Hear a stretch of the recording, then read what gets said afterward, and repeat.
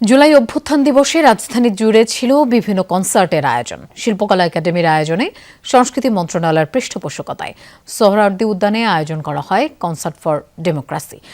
সবার জন্য উন্মুক্ত এই কনসার্টে সঙ্গীত পরিবেশন করে লালন, মাইলস, ওয়ারফেজ সহ বিভিন্ন ব্যান্ড।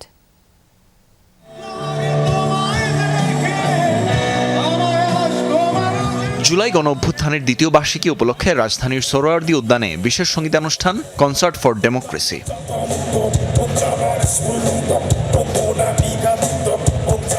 সংস্কৃতি মন্ত্রণালয় ও ব্যান্ডস মিউজিক অ্যাসোসিয়েশন অফ বাংলাদেশের যৌথ উদ্যোগে এ কনসার্টে অংশ নেয় 7টি জনপ্রিয় ব্যান্ড।